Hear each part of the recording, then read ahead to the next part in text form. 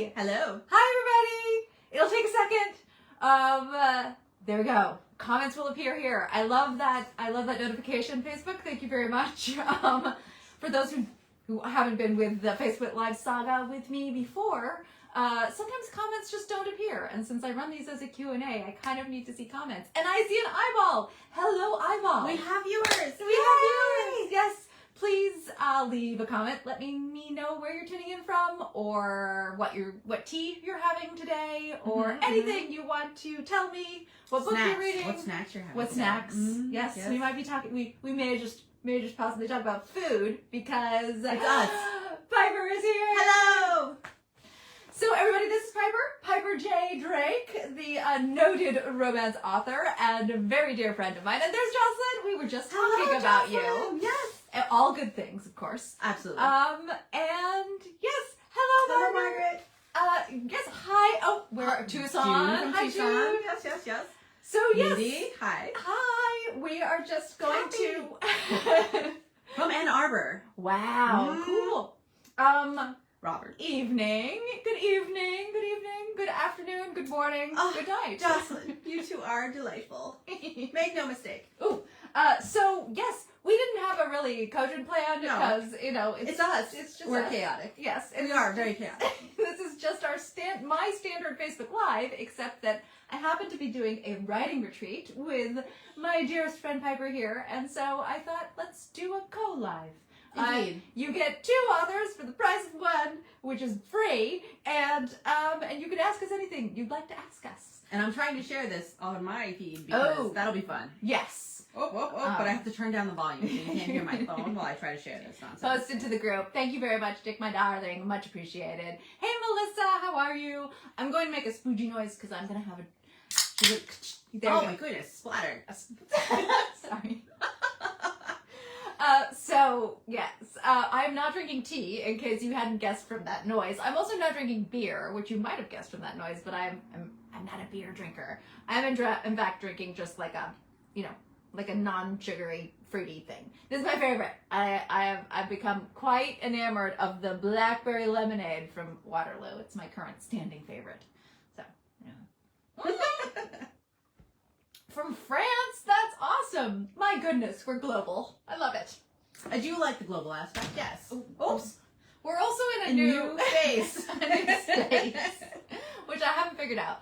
I shared. One of the reasons I invited Piper out is because I needed an excuse to see Piper, but also I needed an excuse to get my guest bedroom up and running so that I could have more and continual Pipers in my life.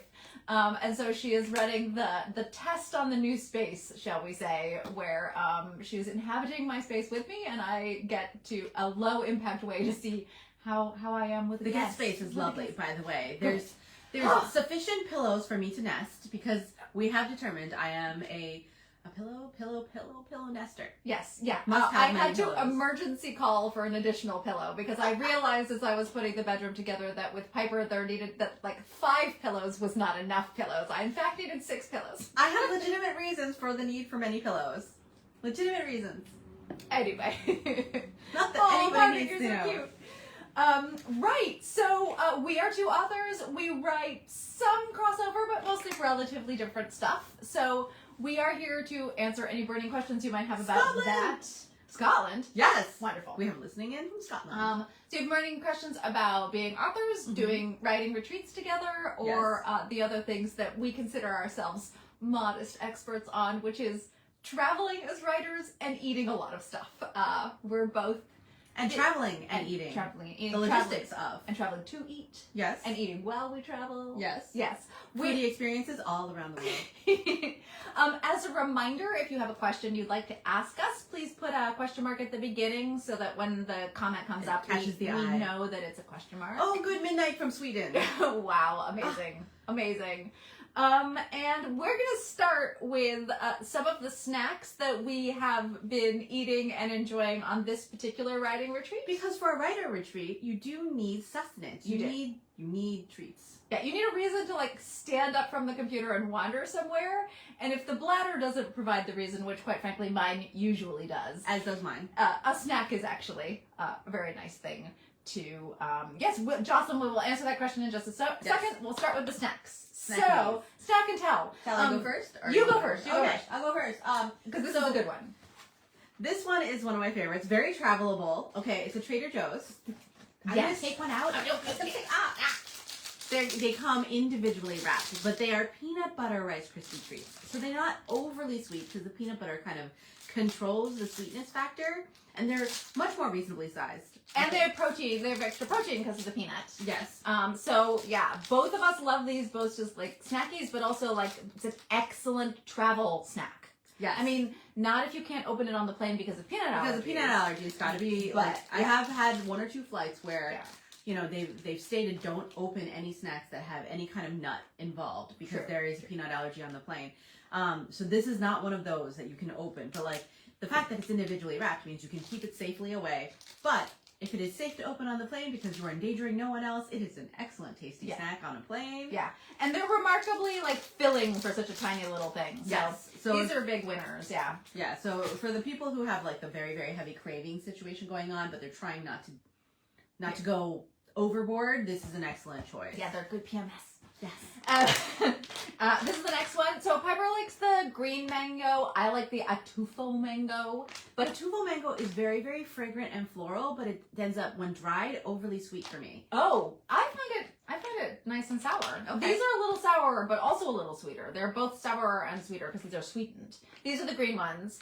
So they like really hit the cheek, which is nice. Right here, when you're chewing on which them. is nice. And these are a little like chewier and puffier, but and the atufo nice bite ones to them.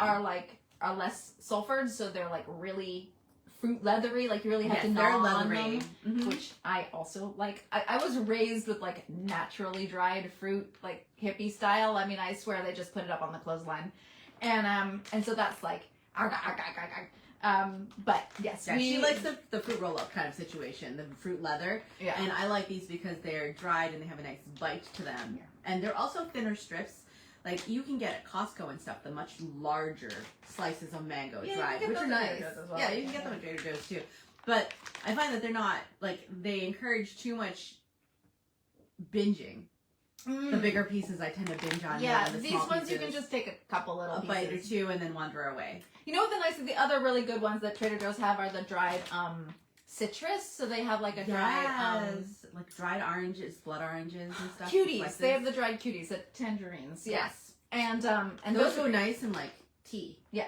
And they're also really good. The nice thing about having something like a piece of fruit or like an acid component is like after you finish a meal, it'll help like palate cleanse and like keep your breath a little better, a little bit sweeter. Yes. And they are fiber. And So even though they are very, very concentrated sugar bomb, they are fiber. Yeah. But don't eat too many of them. don't eat too many because you will pay the consequence of too much fiber. All right. Next snack? One more snack. We tried these guys. These were new to us, both of us. These are chocolate-covered sea salt butterscotch. They are very sweet. Very sweet, but they are nice as 1 or 2 little nibbles with a cup of tea, I think. Or even a cup of coffee. Yeah. Yeah, a cup of coffee or a cup of tea. These are nice little sweet finish to take off the bitter, especially if maybe your tea steeped a little longer than you meant to. That you wanted to too. Yes. But those are, I like them because they are tiny. so sweet that I can't binge them, and I will binge sugary snacks, but those are just like, Look how tiny that is tiny. Yeah. A little marble size. And then I got these guys, which are a seasonal, which are the mini apple pies. They're good. I would say the pastry's a little under par, and they're kind of in the Hostess, like, slightly fake apple pie arena, which I don't mind. There's something to be said for that.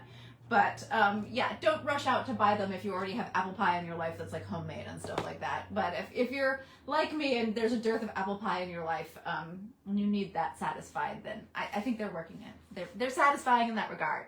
So now we are going to go ahead and I remember start. Jocelyn's question. I think she was in first. Yes, she was. Are you still doing your travel podcast together? We are. We are on hiatus for the time being. We really should record singers to let people know. We did. We recorded a singer. Did it not happen? They did not get processed yet. Oops. So they haven't happened yet. But we have stingers to let you know that we are on hiatus, but we do are gathering up and producing A couple of episodes. We're ready backlogs of episodes. for a new season. And when we do, we'll set a cadence that we can stick to for a while. And we will start a new season.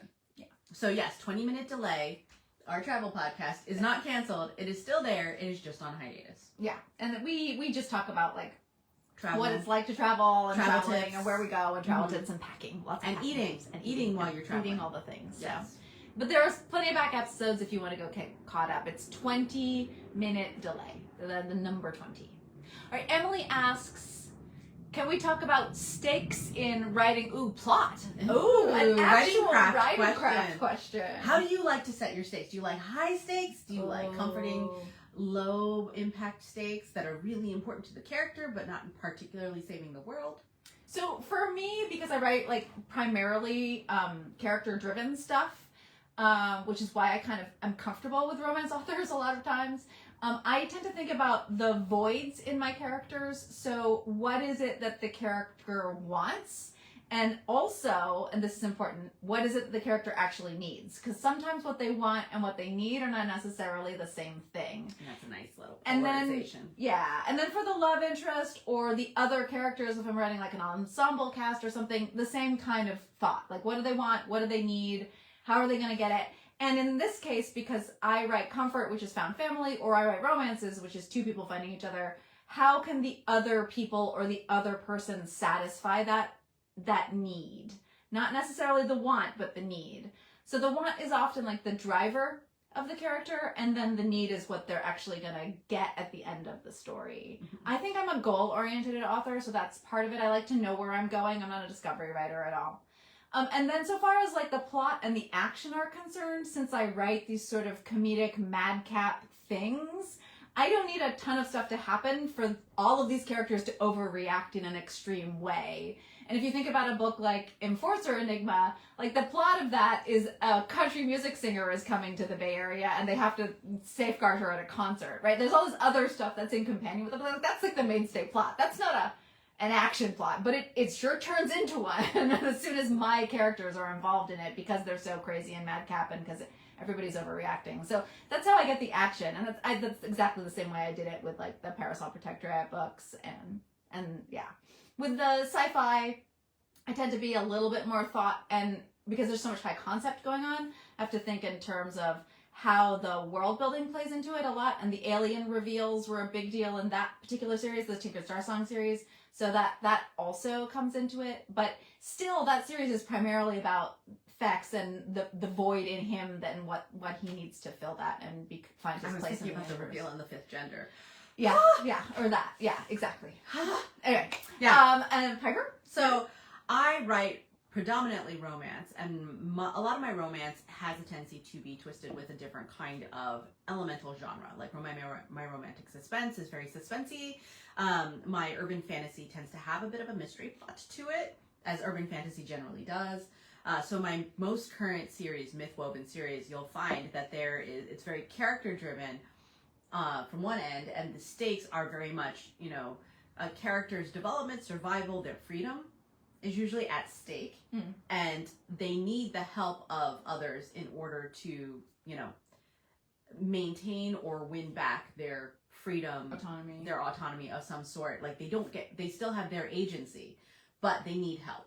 And oftentimes that leads to found family, which is a thing that I really like to have in my books. But also we have objects of myth and magic in particular in my Mythwoven series, and those objects of myth and magic tend to be the center of sort of a suspense line, because there's always this need to obtain the object and the control of the object before it decides to go harm someone else or harm larger numbers of humanity. And the whole point behind the Dark Consortium, which is an organization within my world, is to take objects of myth and magic and keep them someplace safe so they don't harm humankind. So there are stakes that are a little bit larger scale, but really the stories are centered in a very smaller, localized way to the people, the immediate characters who were involved, and the desire that this is having an impact on this object is having an impact on this person, and we're trying to make sure that not only does it stop having this terrible impact on this person, but it will not have impact on other people in the future.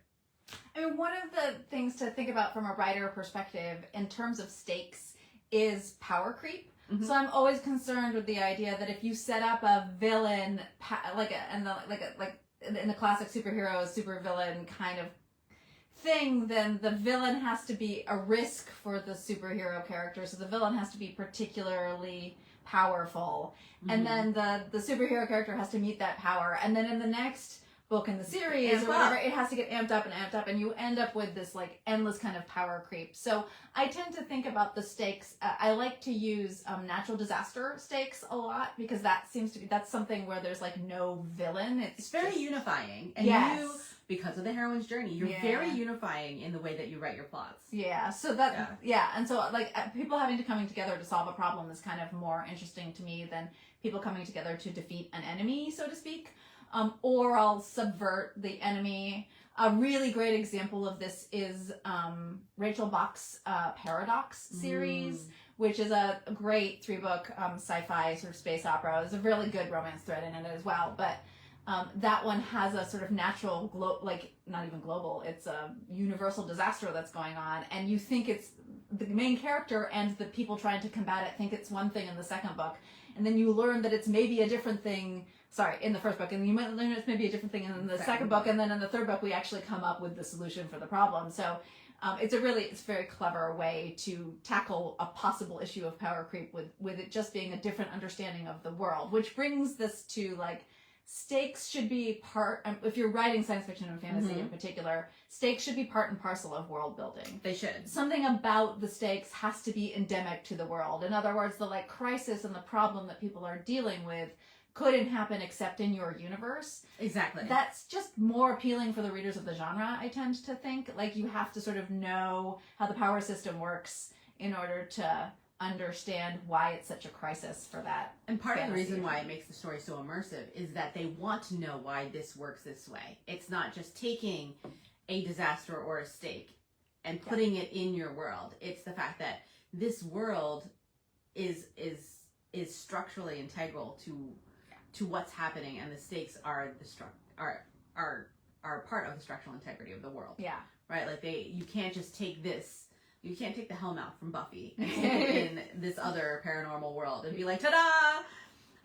It really needs, that world building needs to be there. And in general, you, the lovely readers, enjoy science fiction and fantasy partly because of this discovery of how the magical system works if you're reading fantasy, or how why the aliens do what they do or want what they want if you're reading sci-fi, right? Like, that's part of the appeal of the genre in the fantastical elements. So there is the childlike wonder factor of discovering new worlds and how they're set up. True.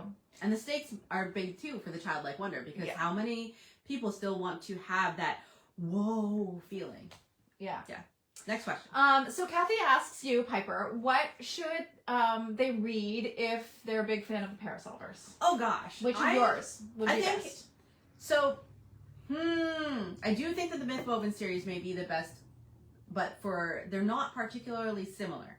Right, so you're not going to, they do feature supernatural paranormal characters in a somewhat urban fantasy setting, but rather than historical, like yours is, mine is more present day urban fantasy. My books tend to be a touch grittier, but there is a cozy element to the Mythwoven series that I think a lot of people will find that they like from an experience perspective. What about the bookstore? The cozy paranormal mystery? Yeah. The only reason why I didn't... Okay, so that book is called The Ink That Bleeds. It's a very cute, very quick, cozy read. And it's, for those of you who are Gen X and older, it's very much like Murder, She Wrote with werewolves. Yeah. Which is very fun. And that is actually probably a really good choice if you like the Parasolvers. It is set in the same universe as the Mythwoven series, so there are tie-ins and call-outs, and that's very cozy and less explicit. Yeah. Because Mythwoven does have a slightly higher spice content. She tends to write spicier stuff than I do, except for those San Andreas Shifters, of course. Her San Andreas Shifters does get spicy, but yeah, mine's a bit spicier. So, The Ink That Bleeds or the Mythwoven series. Yay, thank you for the question. Robin asks, what's favorite tea from where do you get it? Well, that's well, they've heard me talk about my teas before, so you talk about some of your favorite teas. Well, some of my favorite teas came from Piper. I was going to say, they've heard about your milk oolong fascination because I introduced it to you. It's Piper's fault. The milk oolong is Piper's fault. Yes, milk oolong is fantastic. And I actually encountered milk Taiwan's oolong. Fault, but it's also Taiwan's fault. But I had first encountered it when I was actually on day job business here in the Oakland, like the Oakland, San Francisco area. I didn't know that. Yeah. So I had first encountered it here, enjoyed it, and then gone off to find a supply of it, and then introduced it to you. Yes, I found it when I was staying in her guest room. Yeah. So, 1 year. That is one of my favorite teas, and that is That's the a Oolong I variety. think it's called Fuji Milk, Fuji Mountain Milk Oolong. Yes. And if you Google Gail Carriger epic tea post, it is the Oolong, one of the Oolongs I recommend in that tea post. I recommend my own Oolong, of course, that She I do does. the tea kind teas, but I also recommend the Yes. Taiwanese. I find that one to be very, very drinkable. It's very good. Yeah. From Which- the black tea variety. By which we mean it's like mild and easy and not overly caffeinated, But it but has a very lovely mouthfeel It's- that's yeah. almost like you poured milk into your drink without it actually Exactly. being there. so It you doesn't have that much of a lingering aftertaste No. either, which is No. why it's also very, because a lot it's of a people, little bit less work than a green tea and not as strong as a black tea. right, and some oolongs are very much well known for their astringency and actually pair well with really heavy Chinese foods. That's why oolong tea is very often served with Chinese foods. But milk oolong tea, this particular It's fine on its variety, own. is not particularly astringent and very easily drinkable by itself. Yeah, it's a great like Yeah. on the go. Yeah, it's one of the teas I travel with because it really doesn't need anything else. except hot water. Exactly, and just steeping it for just a couple minutes. And it actually stands up well to multiple steepings if you're the type of person who likes to try the different ways that the tea tastes through multiple steepings. It's so true. it's worth it trying changes it that its way. flavor Through multiple completely steepings, each yeah. time you steep it. So it's a lot of fun as a tea leaf too. It is. Now the other tea that is one of my go-tos is one that I would never serve Gail. Mm. And the reason for that is because it is an Earl Grey. It is called Earl Grey Moonlight from Say Adagio so. Teas. Oh, yes, thank you. And it is actually a blend of Earl Grey and their vanilla cream. And so, again, it is a tea with the quality of almost having had cream or milk added to it already. When you steep it, it's very fragrant. It's not overly bergamoty. Do you put milk in it? Sometimes, and sometimes I don't. You know, like I can drink it without having added anything at all, and it really has that pleasant, full mouth feel without having too much of an aftertaste. Very nice black tea taste, but it's extra decadent if you add milk or cream to it. So that is my other go-to when I'm feeling black tea instead of oolong tea. And my regular tea hasn't changed in 15 years since I've been talking to everybody about tea. So, I mean, it hasn't changed. To be fair, it hasn't changed in about 45 years, but it's Twinings 1706 Which strong. is what you don't serve Piper. Yeah. You and I need to get it via a British import. So sometimes I can find it on Amazon. Sometimes I have to go elsewhere for it. And it's incredibly malty, so it's not brisk at all. It has no astringency to it. It's very hard to overbrew. You can brew it extremely strong, and it is extremely strong. It's very strong black tea. It's probably one of the highest caffeinated black teas. Maybe Pu'ers are a little bit more. And it's yeah, as my mother, as a friend always says, it's strong enough for a mouse to run across. Yes. And yeah. It is the And I tea did it that with they milk. joke about in movies and TV shows when an American is visiting a British person and an American's like, you don't have coffee, and they serve them this tea, and the American goes, oh, this'll work. Yeah. And the British person's like, mm-hmm. Yeah, it is the tea I always recommend to coffee drinkers because I'm like, if this is the one, I mean, it isn't coffee. You No. can't think of it or treat it that way. It is tea, but it is like it is very It's rather robust. Robust. Yes, it's But very robust. But it's not like aggressive. It doesn't get aggressively bitter or anything like that. So yeah, No. 1706 strong. 06 strong is my blend, and it has been for longer than I care to remember. Indeed. Robin also asks, writer's block. I do writing retreats with Gail. I'm her writer's block, like. Although I should say, if you are with me on a writing retreat and you want to do a brainstorming with Gail, which I do love to do, You have to wait until after you're done the productivity for the day, True. and we are all decompressing for But- brainstorm open. Also, be aware that the thing that I do that makes me good at writing humor, which is see something and take it to an extremely absurd position, I do that when brainstorming books. So if you're brainstorming books with me and you don't write comedy, I will in fact go off half kilter and you'll have to rein me back in again. But I'll have a really good time doing it, and we'll usually all be laughing. You also want to have a pretty decent amount of space around you because we all start to flail. We flail. With the brainstorming. So flailing and... Piper was pacing and nearly pulled up my carpet today because we had a little brainstorming session earlier. Which resulted in wonderful, wonderful things. Don't get me wrong, because I have an entire new proposal, which is going to be fantastic. You all heard it first. We haven't even told my agent yet. I'm going to get in trouble. I'm so pleased with this idea. I really hope she gets to write it. If my agent sees this, I'm going to get a text. It's going to be like, Piper June. That's when I know I'm in trouble with my agent, because I've announced something publicly. And then I'm like, oh no! So we can't tell you what it is exactly, but it was a fun brainstorming session, but there was so much flailing. And it required the whole living room. Not just that. We were in the kitchen. We came down the hallway, into the living room. We were flailing everywhere. So make sure when you're brainstorming in this way, regardless of how dark or light you tend to write, there's sufficient room for flailing. Yeah. It's amazing we haven't actually smacked into each other now. Yeah. On writing retreats, in places where we can do this, there'll also be a walk. Like, occasionally somebody on a writing retreat when we're with groups of writers will be like, anybody want to go for a walk? And that's kind of code for like, I need to talk something out. And so, 2 or 3 people will go off and like noodle on a and the movement is very good for you. Like, I would say for when I do not have the luxury of coming to see you, for breaking writer's block, I do tend to take a walk or movement on some site, or even go take a shower. Yeah, water. Because the movement, the water, like the change of scenery and circulation, bipedal movement, all of that stimulates the brain in different ways, and it gets thought processes moving in different ways. Also, verbalizing. Yes. Like, I mean, I know it's weird to talk to yourself, so talk to the cat or the flowers or the plants or Or the whatever, doggo. or the dog. But if you like, Occasionally the partner, if they're willing. if they're willing, occasionally I'll be Dogs like, work better. sit on the couch and don't say anything. I just need to talk at you for a Exactly. while. That's why dogs work better.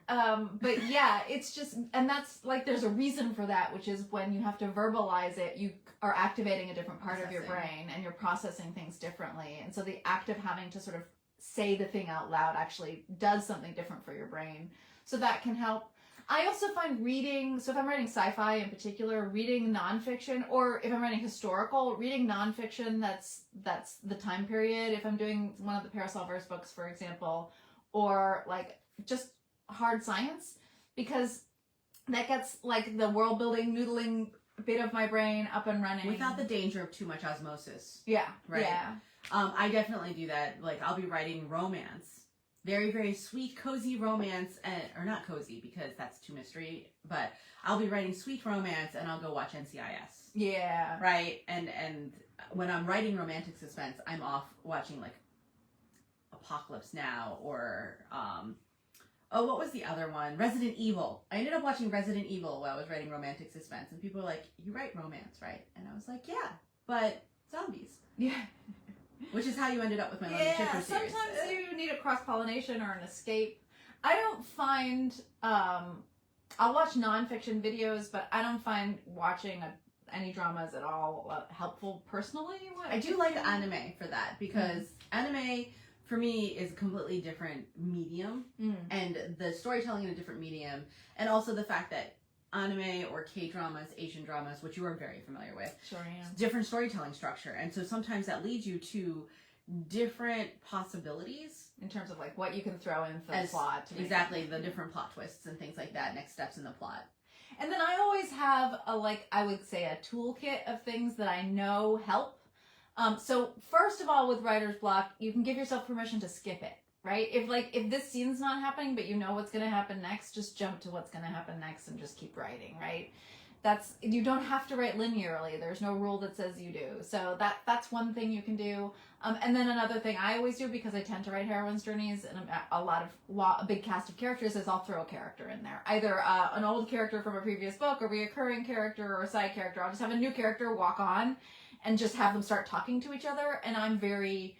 I consider dialogue my strength, and it's something I'm very comfortable with. So the moment 2 characters are in conversation, I know they're going to tell me what has to happen next. So I think after you've written a couple of books, you end up starting to get a toolkit together of the things that you know you can lean on that you do well as a writer.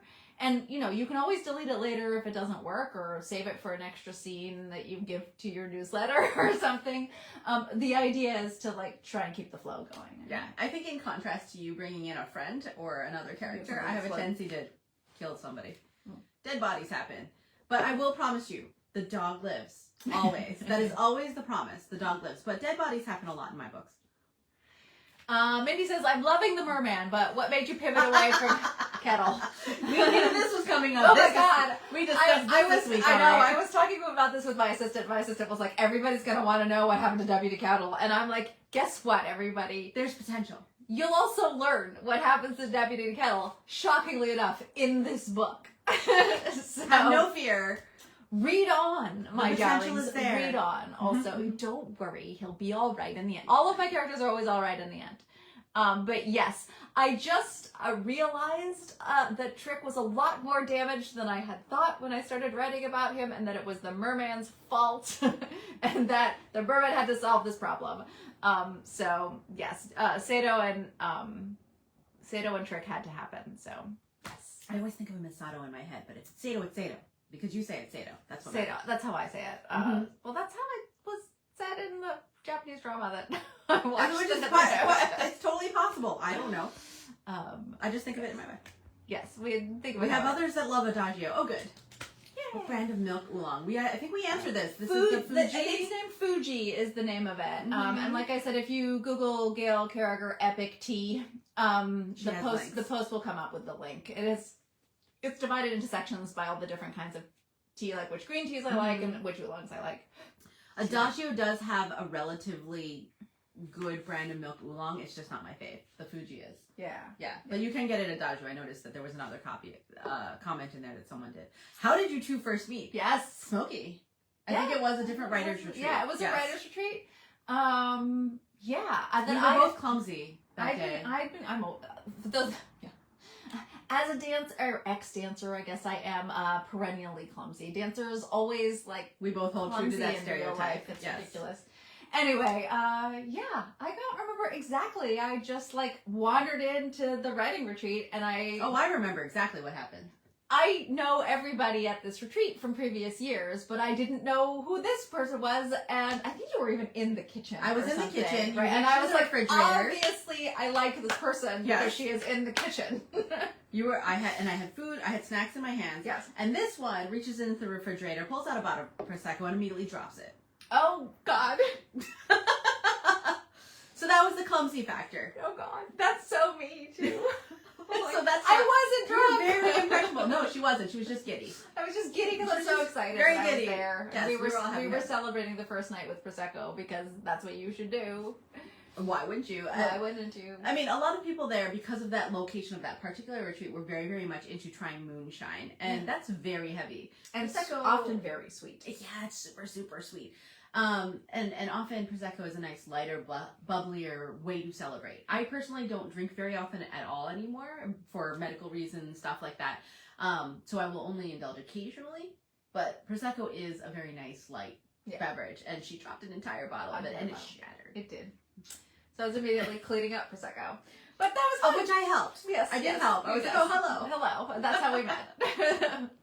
So we met with me being a klutz. Charming.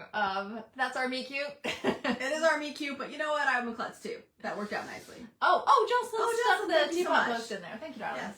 And it looks like we're currently out at of the questions. end of questions. If anybody has more questions, we're only halfway through. What else should we say about writing retreats? What are your favorite things that you look for in a writing retreat? Because there are different kinds of writing retreats. There are, yes. And we can talk a little bit about that. But so I don't know about you, Piper, but I am mostly a pretty social writer, which is unusual, I'm aware. And by that, I mean I really am productive if I am around other writers, whether that's sitting across from somebody in a cafe or whether that's hanging out at home.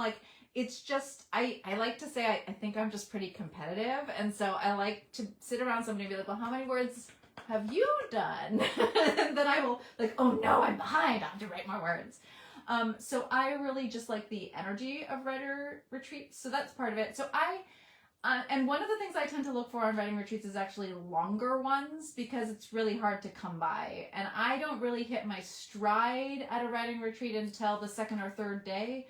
So just a long weekend doesn't seem like enough time to me. So I tend to look for longer writing retreats with over 6 people. That's kind of tends to be my ideal. Those are pretty hard to find though if I'm not going to put it together myself. And oftentimes we will put our own together if we cannot find what we're looking for. I personally look for writing retreats in which all of the people who are attending are productivity focused. So while we are social, and there will be time for socialness, usually towards the end of the day for dinner and walking and stuff, or maybe just a little bit in the morning while everybody's getting their morning, whatever starts them up in the morning, whether that's caffeine, whether that's breakfast, whether that's a morning walk. I look for a very, very dedicated amount where people plan to get things done. Yeah. Because there are many times when people will plan a writing retreat to just be around writerly minds and brainstorm and get ideas and feel energy for inspiration. And oftentimes those are the weekend ones, right? And I find I don't get as much done. What I want, or you find writing retreats that are educationally based, where there's a lot more workshops intended and planned.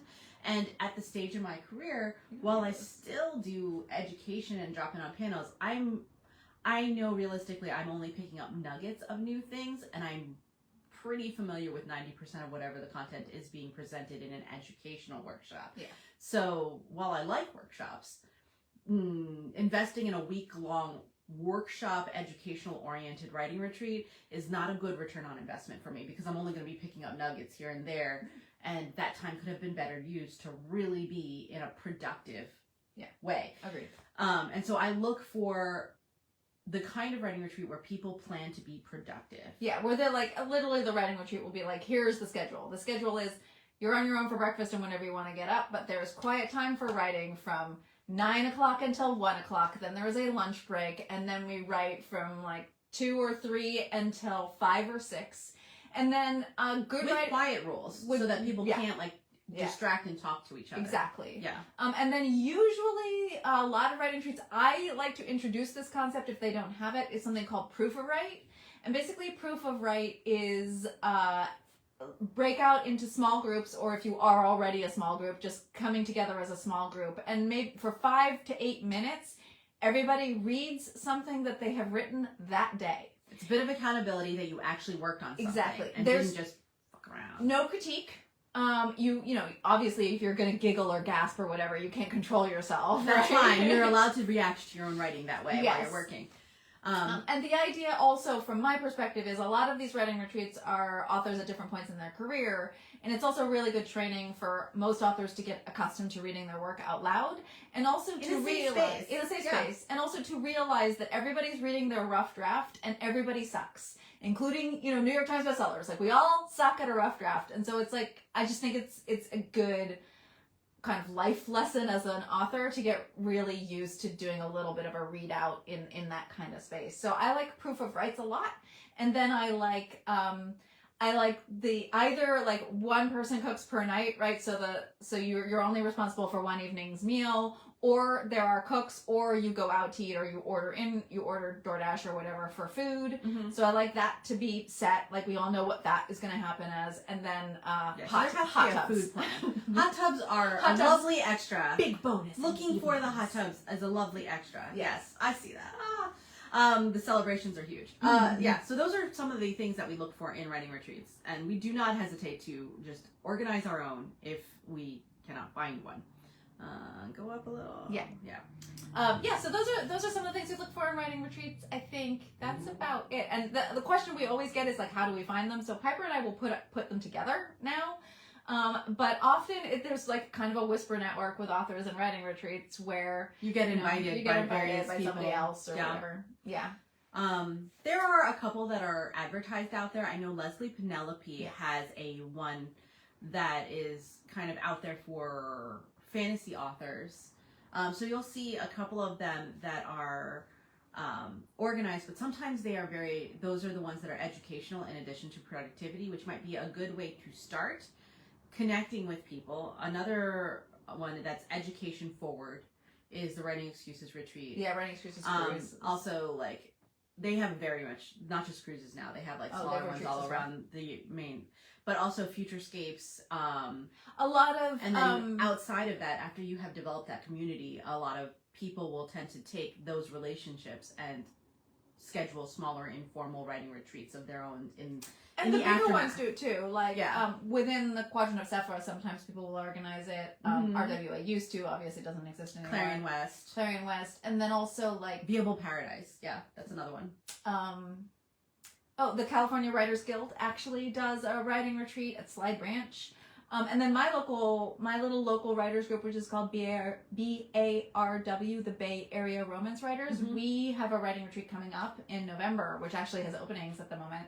And it's open to guests if anybody's interested. And then we have another one coming up in the end of January. So. I actually knew I had a writing student from one of my previous times as an instructor who actually had moved to a new town and had established on meetup.com or whatever, a weekly writing gathering. And then as they started to develop a little community of weekly writing people, they scheduled a once a year writing retreat of their little group. Yeah. So you can start to create little virtual groups that way. And you can just Google your local area and then the name writers groups. Also, generally speaking, in your town, if you're in a slightly bigger town or city, you can go to the library or the local independent bookstore and just ask if there are any writers group that they know about.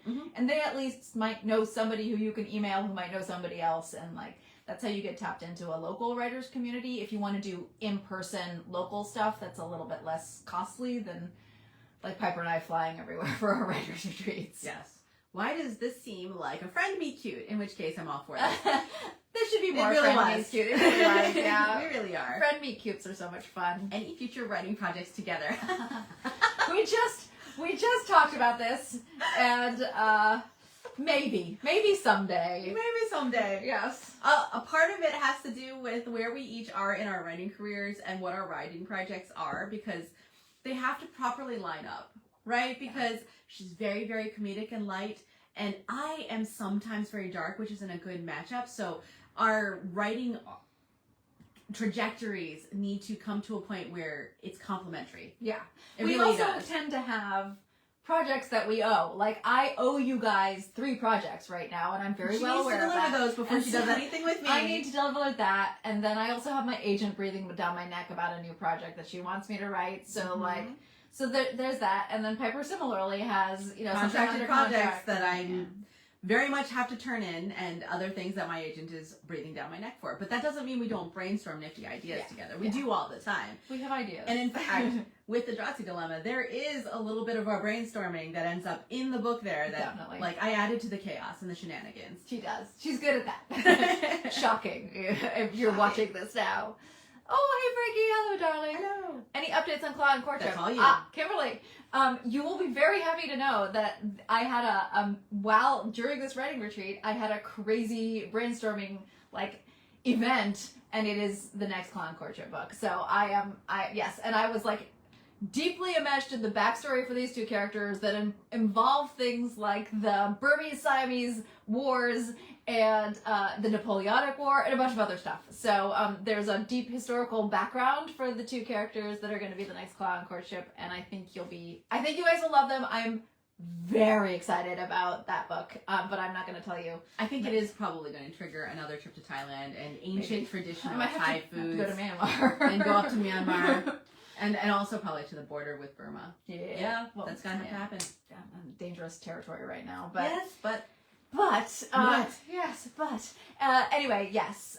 It's been a really fun start to that next book, and that's the next book I'll be writing. I mean, you know me, I don't like to commit until I've actually finished writing the darn thing, but that's what I intend to write next. Let's just say that research has been inspired. And despite what I just said about all the history, that's just the backstory for the 2 characters. It does in fact take place in London with the London Pack, who you know and love. So all of those favorite characters from Claw and Courtship and Romancing the Werewolf are going to be showing back up again. So that'll be the next Parasolverse book, which I'm hoping to give you next. Give you some time to write it, though. I gotta get through the holiday season. And that's right, the holiday. We're coming we're right on the time of spooky season, which just rolls downhill into the end of the year. Sure does. You all know that, I'm sure.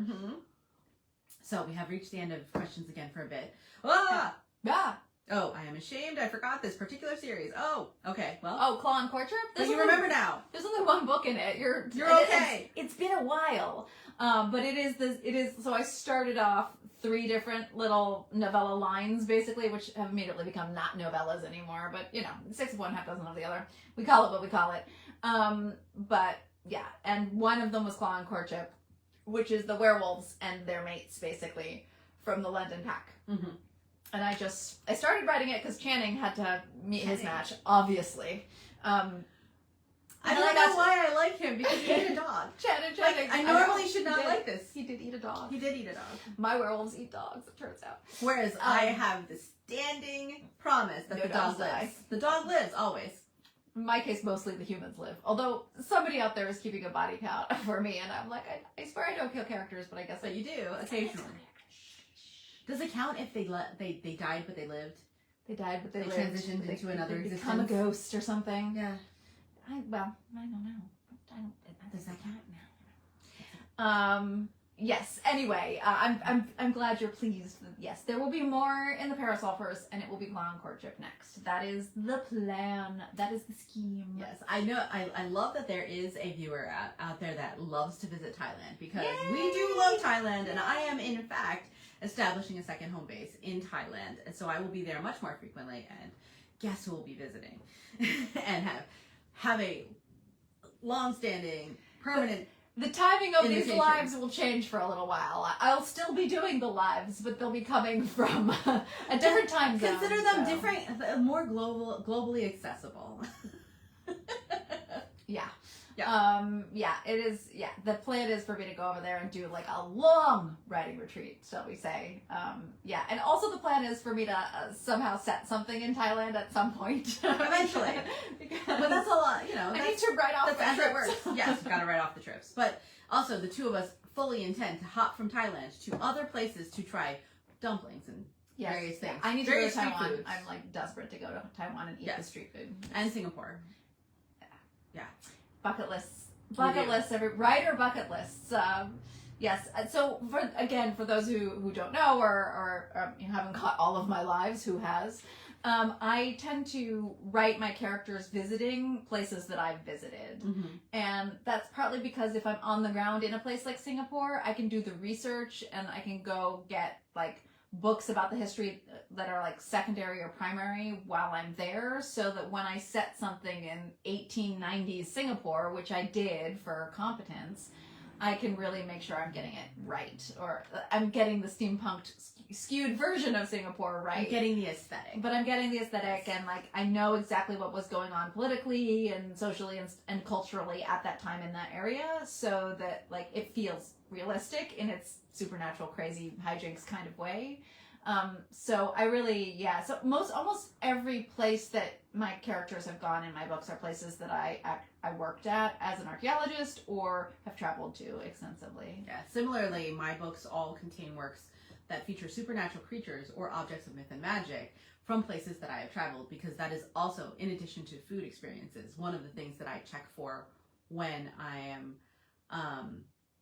traveling. So, for example, my most recent release is FANGS So Bright and Deadly, book 2 in the Mythwoven series, and the object of myth and magic that's featured in that is an amulet that was actually found in Tutankhamun's tomb, because I had gone to Egypt in 2021, climbed through 7 pyramids, gone to the Tomb of Kings, like gone through the National Museum and various things, and learned quite a lot about mythology and lore in Egypt, and that colored various aspects and mystical elements of my books. And I also enjoy supernatural beings that you would find in various cultures. Yeah, so you'll find that, me having been to Japan, you'll find a lot more of kitsune and itamomon and various yokai.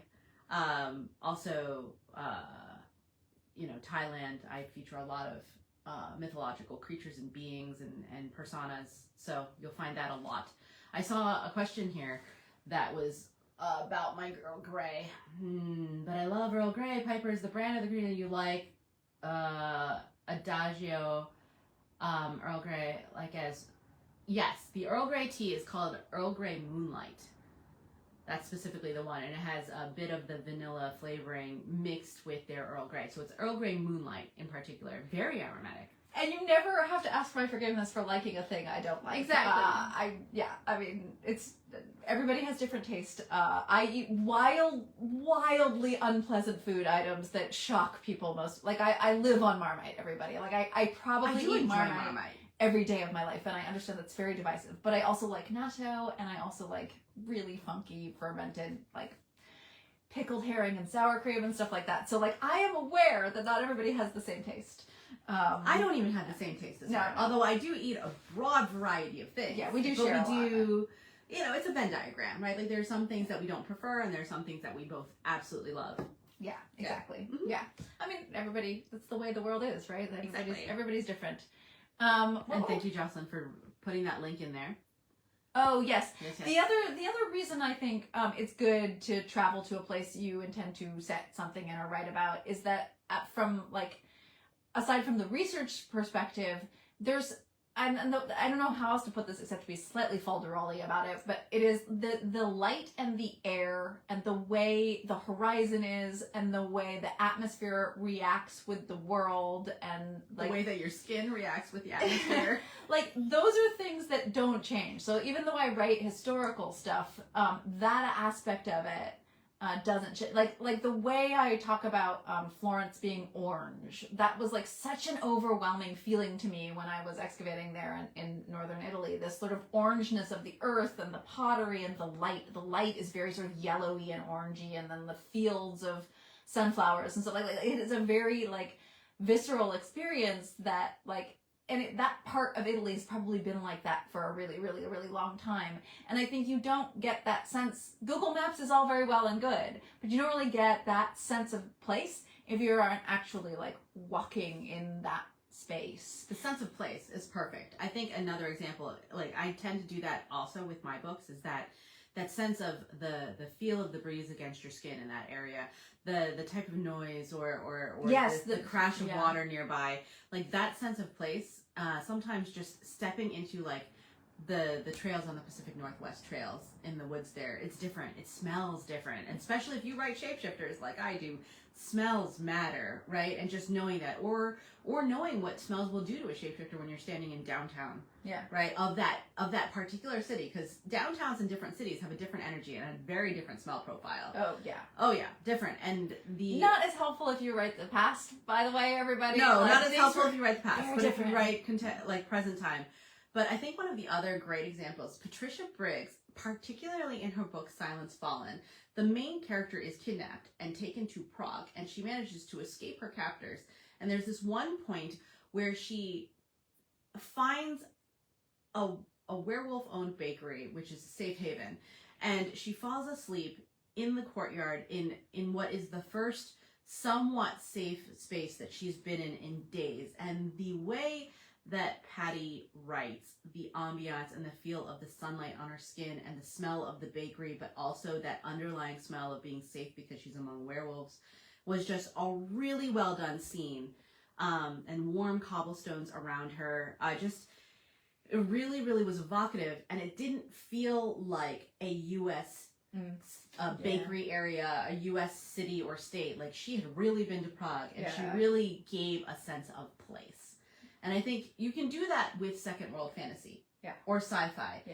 So, for example, a lot of people will say, if you want to write sci-fi and you want to simulate sci-fi, maybe go on a cruise or a boat ride, because the feeling of being on a ship is very, very evocative of what you might have with space travel. Or a particularly fancy, crazy pants elevator in a hotel can make that feeling happen. And so you can evoke a sense of space or a sense of place, even for second world. Of course. Yeah, absolutely. Course, So. S.H. Klein asks, do either of us dress up for Halloween or go to autumnal events? Oh gosh, I wouldn't say annually, but I do enjoy finding autumnal events. Like, for example, there was a lantern festival that we were planning to go to that ended up, unfortunately, getting canceled because of toxic algae bloom. But I wanted to go to the lantern festival because it's one of those things where you have paper lanterns that are biologically safe because they do break down, right? Like, so if you lose the lantern, it's not going to be terrible for the environment. But you light them, it's biodegradable, you light them and you put them on the water with your wishes and they go out on the water. And it's very evocative for me of a festival in Thailand that I really like. It's called Loy Krathong, which is held in November. And so in the US, it's usually in the September-October time period. And so that is one that I tend to look for or try to find. And I like to try to participate in that, or lantern launches, the paper lantern launches up into the sky, which they also have in Chiang Mai right around Loy Krathong.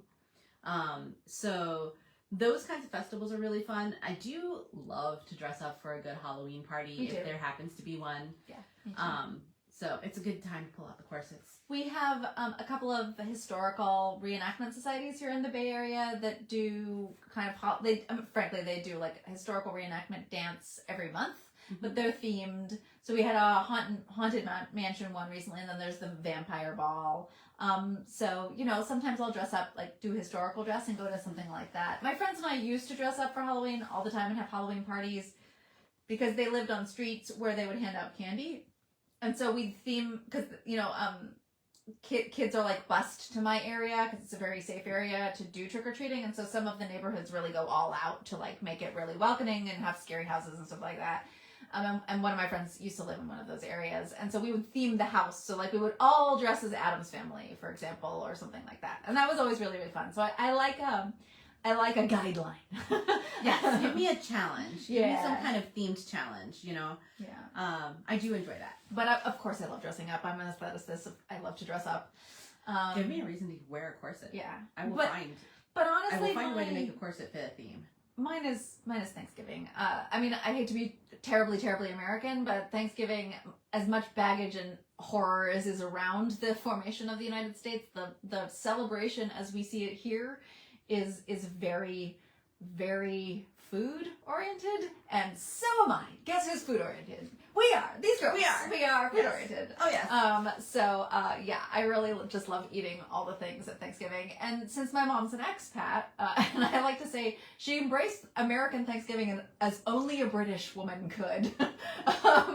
But since both she and my dad are transplants to this area, so we have no other family around. Mm-hmm. So we always did like an orphan's Thanksgiving. So it was always full of like, you know, and this was like growing up in the 80s and the 90s, this was like people who've been kicked out from their families for being gay, or, you know, crazy artists and writers and that kind of a thing. So it was always this like lovely assortment for me of all of these eccentric uncles and aunties and just crazy like hippie food. And then my mother would like roast a chicken, you know, and there would be hummus and tempeh, you know, and it was just, Thanksgiving is a wild thing. And then the other thing about Northern California and Thanksgiving is it's almost always like beautiful here. It's the opening of crab season. So there's always Dungeness crab, and then it's stunningly beautiful most of the time. So all of my Thanksgiving memories are like being outside on the porch having crab. I mean, it's very, very weird Thanksgiving by most people's standards, but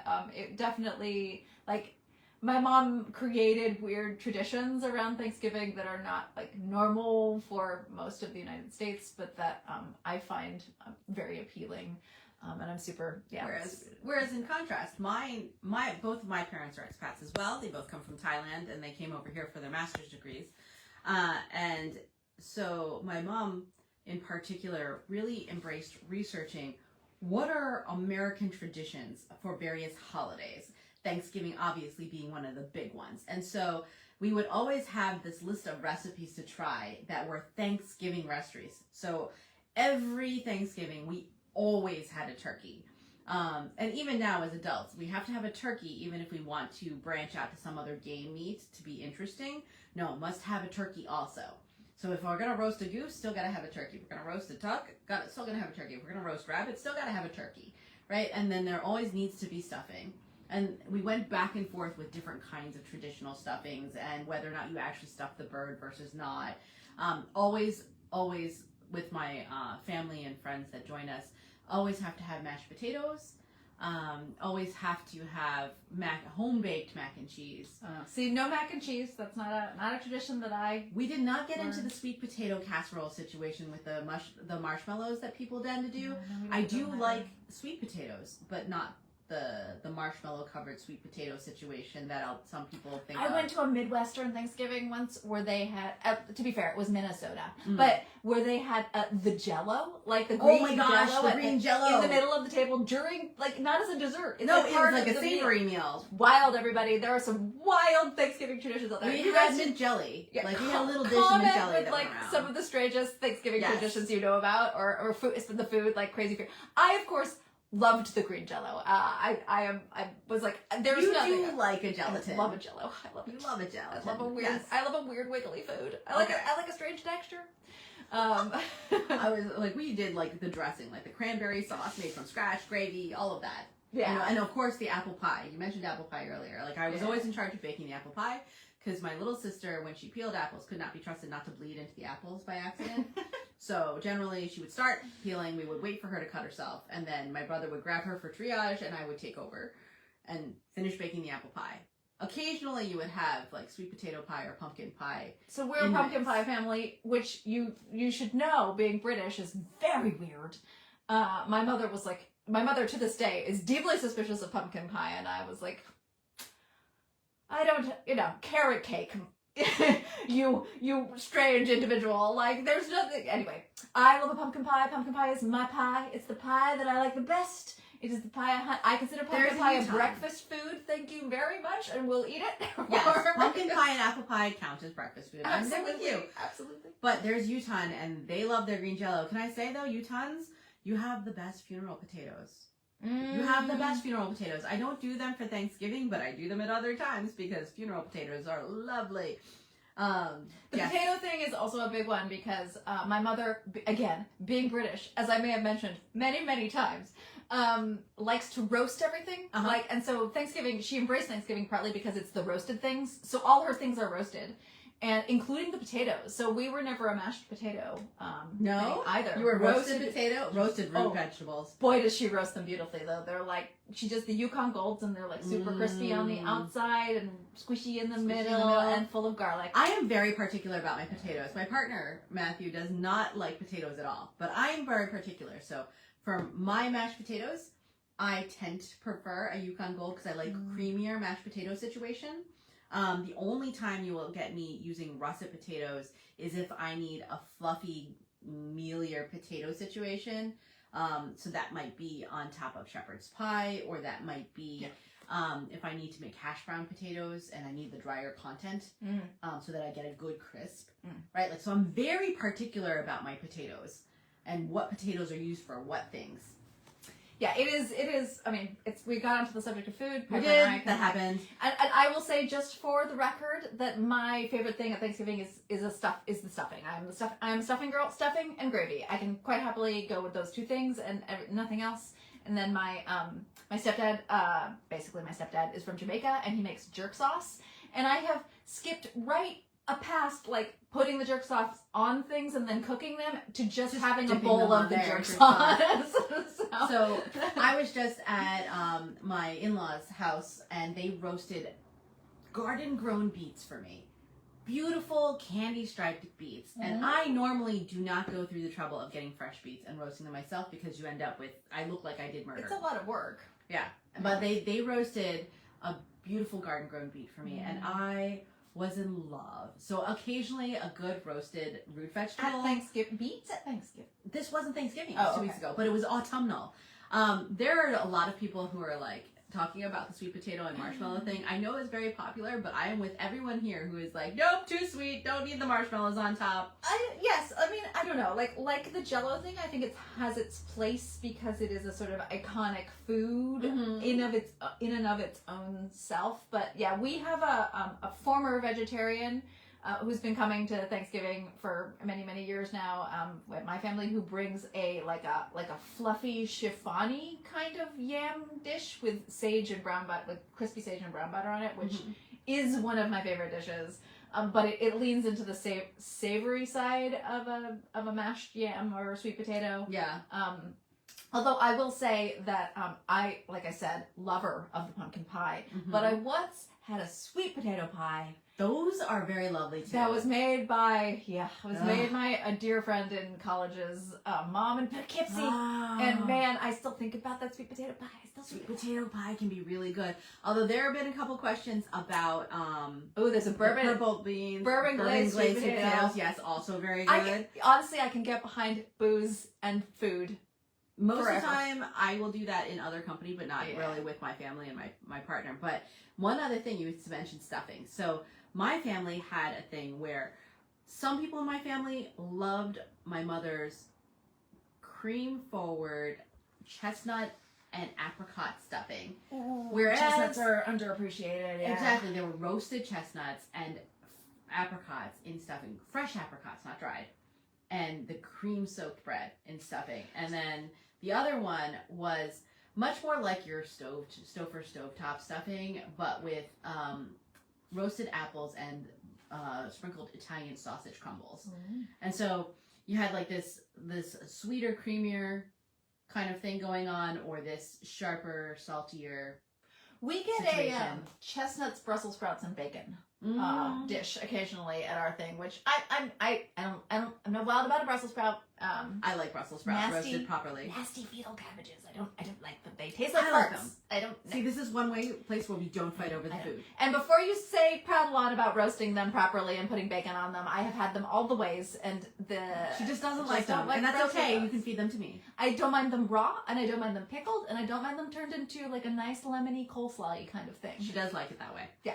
But I like roasted or Brussels sprouts. sauerkraut. You can make Brussels sprouts into sauerkraut. Sure. Okay. Kimchi. Mm-hmm. Kimchi Brussels sprouts. Kimchi Brussels sprouts. I would try that. And on that note, any we have more last questions? lingering questions before we close it out? We ended, as per usual for Piper and I, talking about food. I'm a run about food, yes. Yes, so please, if you're watching this later on YouTube, or if you are watching this later on Facebook or whatever, please do. I always read all of the comments, and I want to know what your favorite Thanksgiving is, how you feel about all of the weird foods that, that America has come up with. A good friend of ours has a stuffing recipe that specifically uses Philadelphia soft pretzels.